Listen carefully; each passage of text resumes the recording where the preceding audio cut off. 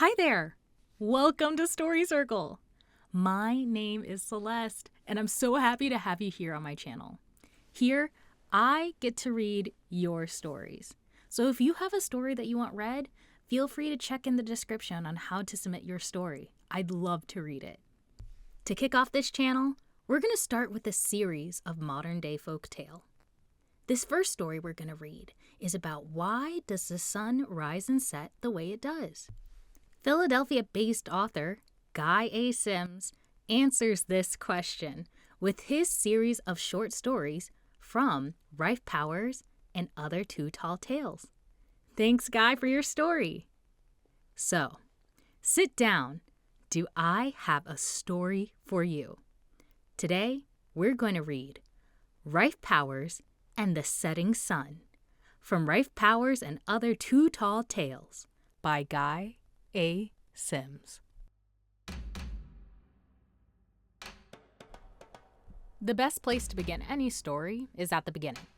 So let's begin. In a place called the Land, there was a whole bunch of folks living and working like most normal folk would. All week long, they would do what they did best, and come the end of the week, they would put their feet up, have a large feast, perhaps have a boot stomp, or just go a-visiting. The people were pretty happy with their lives and didn't think too much about it. Until one day. Now, everybody knew that the rooster crowed when the sun came up in the morning. You stopped to eat lunch when the sun was overhead, and headed home for supper when the sun started to creep into the crevices of the Grand Mountains. It was like that for as long as anyone cared to remember, and it seemed that it would be like that until most folk were gone and forgotten. One day, all of that stopped. It all started when the rooster didn't crow in the morning. Most folk didn't notice because without the usual cock-a-doodle-doo, they just stayed fast asleep. In fact, the sun didn't come up until lunchtime and then finished out the day as normal. Most folks scratched their heads and didn't think twice about it since sleeping late was a treat. The next day, the sun did the same thing.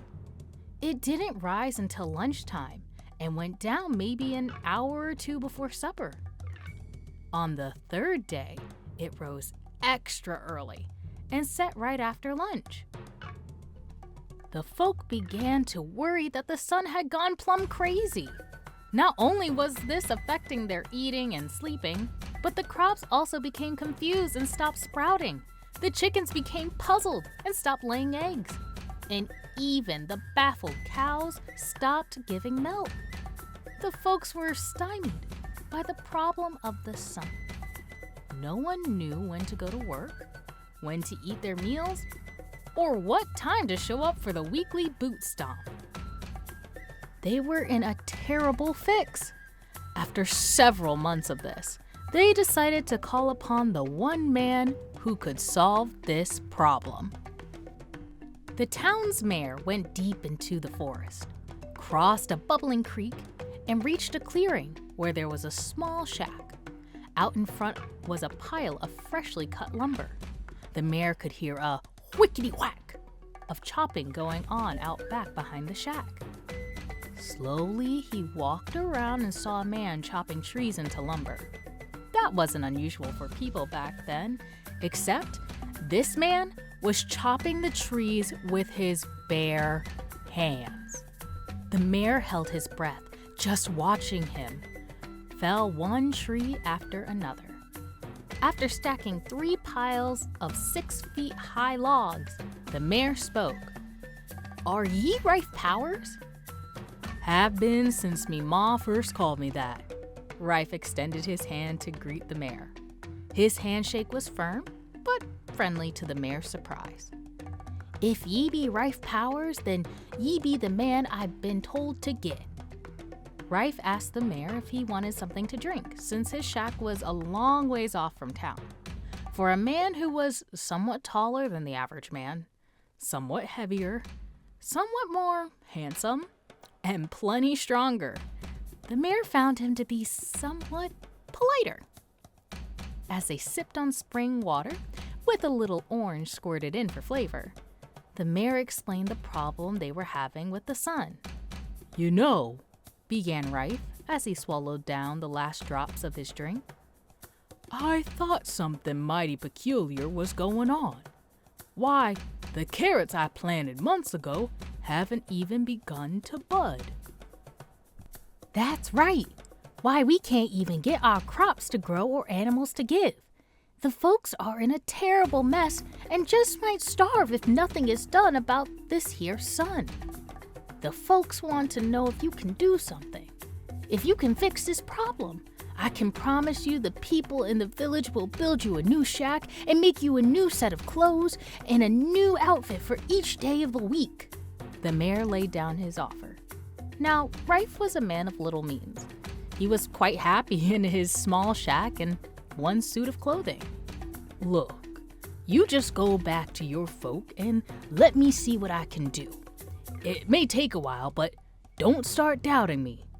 I won't come to see you until it's done."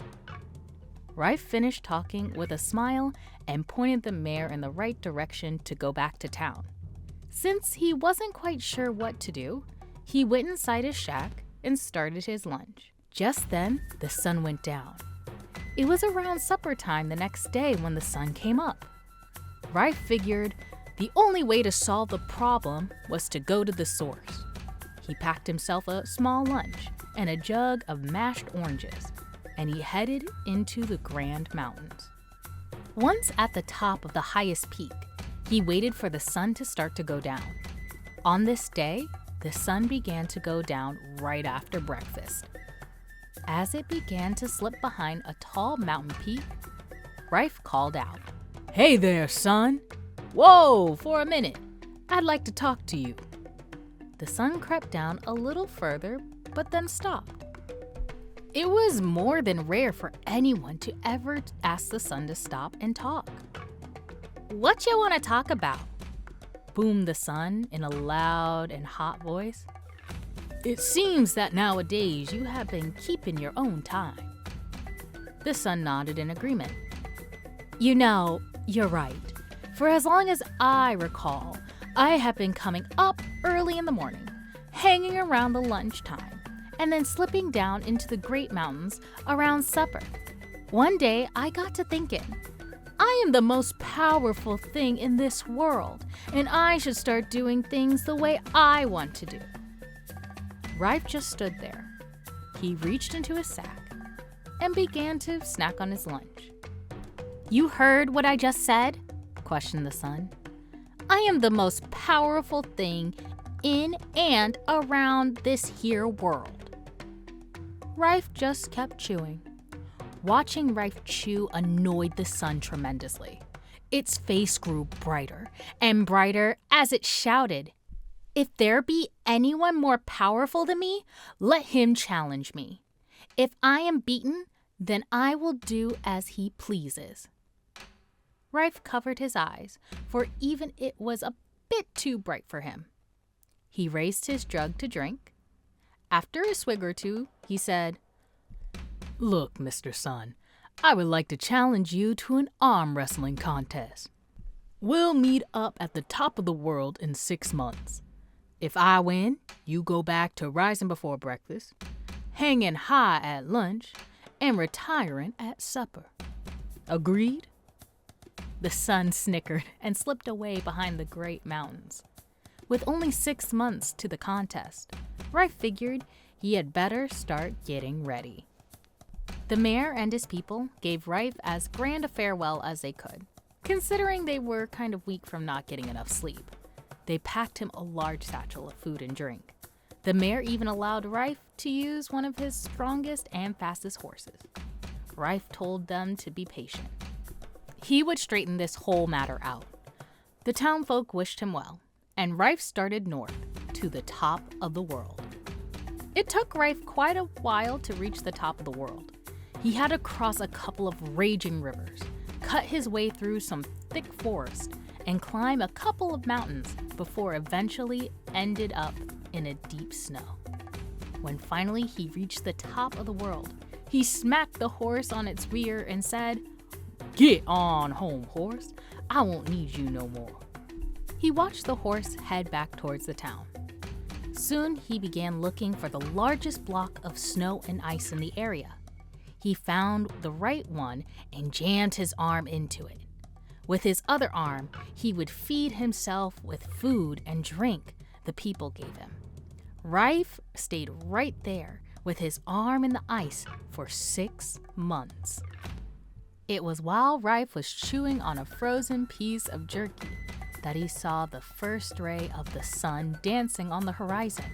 He found a rock and bust his arm free from the ice. The sun sat down right next to Rife and said, "So, are you ready?" "Let's get started," Rife smiled. "I'm plenty homesick." The sun made an arm out of one of its rays, just big enough for Rife to grab. Even with his frozen arm, Rife could feel the heat from the sun starting to defrost his hand. Rife allowed the sun the honor of counting down, and on 3, the contest began. They struggled against each other's strength for about a week. At one point, the sun almost had Rife's hand touching the ground. Rife knew that his arm was defrosting, so he threw all of his natural strength into his shoulders and almost broke the sun's ray. Rife had won. "I'll do as we agreed," said the sun as it took off to start a new day. "But I will never stop to talk to another man as long as I live." The townfolk knew of Rife's victory long before he returned. They celebrated tremendously and wanted to make him a king. Rife just wanted to return to his small shack and continue chopping wood. Before he left, he told the people that if they ever had any more trouble, he'd be happy to help them. That evening, as Rife finished chopping down a dozen trees, he watched the sun creep down into the crevices of the Grand Mountains, reminding him that it was supper time.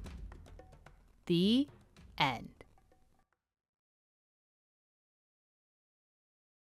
Could you imagine what it would be like to arm wrestle the sun?